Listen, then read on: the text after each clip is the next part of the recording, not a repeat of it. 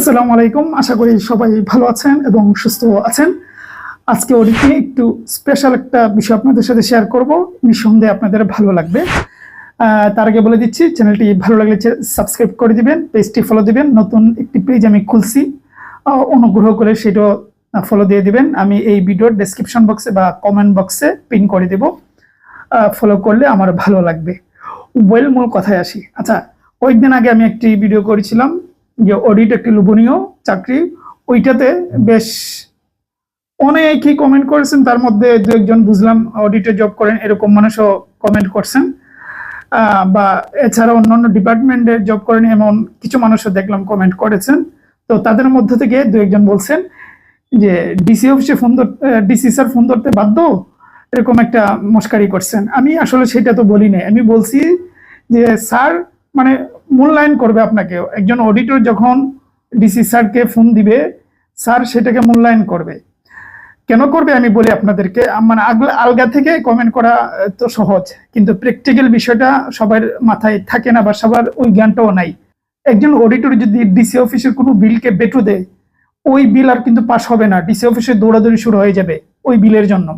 আপনি জানেন এটা? আপনি জানেন না, ঠিক আছে। অনেকে আবার বলছেন যে মান্থলি যে মিটিংটা হয় ডিসি অফিসে, তখন তারা স্যার বলে অজ্ঞান হয়ে যায় ডিসি স্যারকে।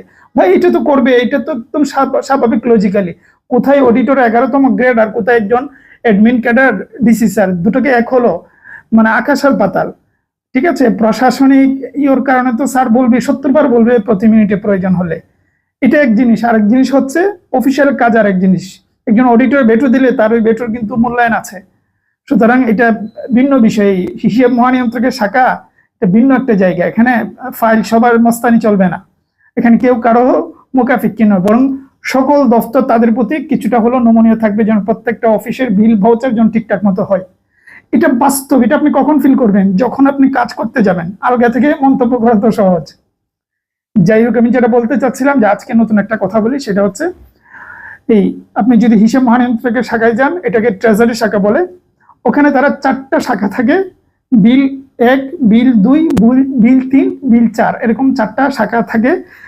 4টা শাখায় প্রায় একটা জেলার উদাহরণ যদি দিই, একটা জেলাতে মোটামুটি প্রায় 30 থেকে 35টি অফিস রয়েছে সরকারির, বিভিন্ন। এর বাইরে আর কোনো অফিস নেই। 30 বা 35 এরকম হবে ফিগারটা, ঠিক আছে। এই 35টা যদি আমরা ধরি, 35টা সরকারি অফিসকে 4টি শাখায় তারা ভাগ করে, ওই যেটা বললাম 1, 2, 3, 4 করে, ঠিক আছে। একের বিলে যে কয়েকটা অফিস পড়বে, ওইটাও একে যারা দায়িত্ব আছে তারাই দেখবে। 2 এর বিল কিন্তু তারা দেখে না, ঠিক আছে। যেমন ধরুন বিল শাখায় একে কিন্তু মানে ওই জেলার যত ধরুন হসপিটাল আছে, একের সব বিল, একে সব হসপিটাল।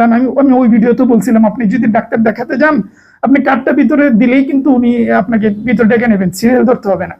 তাহলে ওই ডাক্তাররা, হসপিটালরা যখন আপনার কাছে আসে, স্বাভাবিকভাবেই তো যখন আপনি তার কাছে যাবেন, সে আপনাকে মূল্যায়ন করবে। এটা তো খুবই লজিক্যাল। আপনার কাছে যেহেতু আসতে হয়, সেহেতু তাদের সাথে আপনার রিলেশনটা ওই রকমই থাকবে। তো এইগুলো বিষয়। বিলের একে থাকে একটা, এই যেটা বললাম সকল হসপিটাল। এখানে দুদকও আছে, হসপিটালের বাইরে দুদক টুদক সহ সবই আছে। বিলের 2-এ সম্ভবত জেলা পুলিশ সহ আরো যা যা আছে, এখানে আরো প্রায় 8টা না 9টা অফিস রয়েছে।